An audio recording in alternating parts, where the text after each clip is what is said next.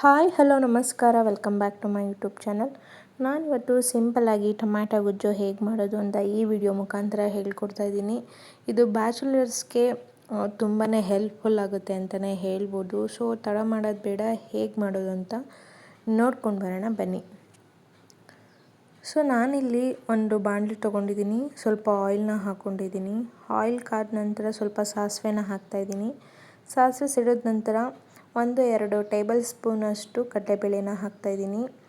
ಒಂದು 15ರಿಂದ 20 ಬೆಳ್ಳುಳ್ಳಿನ ಬಿಡಿಸ್ಕೊಂಡು ಸೇರಿಸ್ಕೊತಾ ಇದ್ದೀನಿ.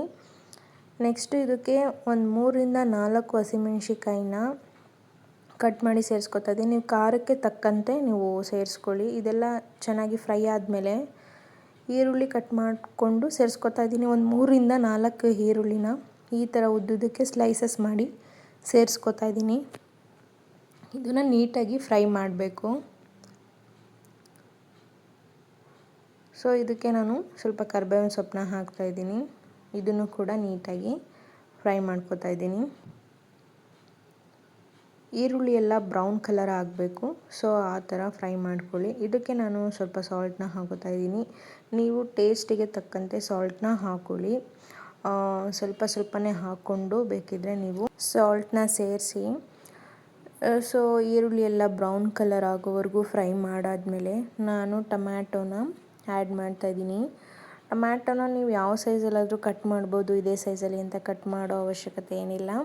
ಬಿಕಾಸ್ ನಾವು ಫ್ರೈ ಮಾಡಿದಾಗ ಟೊಮ್ಯಾಟೊ ಸ್ಮ್ಯಾಶ್ ಆಗೇ ಆಗುತ್ತೆ. ಸೊ ನೀಟಾಗಿ ಸ್ವಲ್ಪ ನೀರು ಹಾಕ್ದೇ, ಸ್ಟಾರ್ಟಿಂಗ್ ನೀರು ಹಾಕ್ದೇ ನೀವು ಇದರಲ್ಲೇ ಫ್ರೈ ಮಾಡ್ಕೋಬೇಕು, ಎಣ್ಣೆಲೇ ಫ್ರೈ ಮಾಡ್ಕೋಬೇಕು ನೀಟಾಗಿ. ನೆಕ್ಸ್ಟು ಒಂದು 5 ನಿಮಿಷ ಫ್ರೈ ಆದಮೇಲೆ ಸ್ವಲ್ಪ ಕುದೀಲಿ ಅಂತ ಹೇಳಿಬಿಟ್ಟು ನಾನು ಒಂದು 1/4 ಲೋಟದಷ್ಟು ನಾನು ನೀರನ್ನ ಹಾಕಿದೆ, ಚೆನ್ನಾಗಿ ಬೇಯಲಿ ಅಂತ ಹೇಳಿಬಿಟ್ಟು. ಸೊ ಇದನ್ನು ನೀಟಾಗಿ ಮಿಕ್ಸ್ ಮಾಡಿಬಿಟ್ಟು ಚೆನ್ನಾಗಿ ಬೇಯಿಸೋಣ.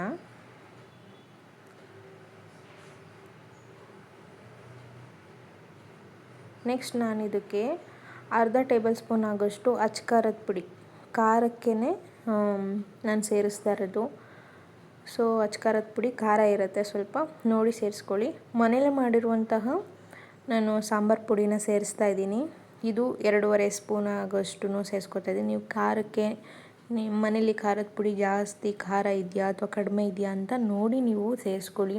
ನಾವಿಲ್ಲಿ ವಿಡಿಯೋದಲ್ಲಿ ಏನು ತೋರಿಸ್ತೀವಿ ಅದು ಆ ಪ್ರಮಾಣದಲ್ಲೇ ಅಳತೆ ಮಾಡೋಕ್ಕೆ ಹೋಗ್ಬಿಡಿ. ಯಾಕೆ ಅಂತಂದರೆ ನಾವು ಇಲ್ಲಿ ಜಾಸ್ತಿ ಪ್ರಮಾಣದಲ್ಲಿ ತೊಗೊಂಡಿರ್ತೀವಿ, ಸೊ ಜಾಸ್ತಿ ಹಾಕಿರ್ತೀವಿ. ನೀವು ಸ್ವಲ್ಪ ಮಾಡಿರ್ತೀರ, ಸೊ ಖಾರದ ಪುಡಿ ಎಲ್ಲ ಆ ಅಳತೆ ಪ್ರಕಾರನೇ ಹಾಕ್ಬಿಡ್ತೀರ. ಆವಾಗ ಏನಾಗುತ್ತೆ, ಟೇಸ್ಟು ಮತ್ತು ಖಾರ ಎಲ್ಲ ವ್ಯತ್ಯಾಸ ಆಗುತ್ತೆ. ಸೊ ಇದನ್ನು ನೀಟಾಗಿ ಚೆನ್ನಾಗಿ ಕುದಿಸ್ಕೊಳ್ಬೇಕು.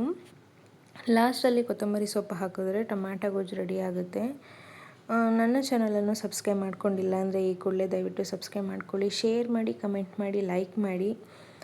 ನೆಕ್ಸ್ಟ್ ಯಾವುದೇ ವಿಡಿಯೋ ಅಪ್ಲೋಡ್ ಮಾಡಿದ್ರೂ ನೋಟಿಫಿಕೇಷನ್ ಬರುತ್ತೆ. ನೀವೇ ನೋಡಿದ್ರಲ್ಲ ಎಷ್ಟು ಸಿಂಪಲ್ಲು. ಬ್ಯಾಚುಲರ್ಸ್ಗೆ ಅಥವಾ ಏನಾದರೂ ಸಡನ್ನಾಗಿ ಏನಾದರೂ ತಿನ್ನಬೇಕು ಅಥವಾ ಹೊರಗಡೆಯಿಂದ ಬಂದಾಗ ಏನು ಮಾಡ್ಕೊಳ್ಳೋಕ್ಕಾಗಲ್ಲ ಅನ್ನೋರು ಈ ಥರ ಟ್ರೈ ಮಾಡ್ಬೋದು. Thank you so much.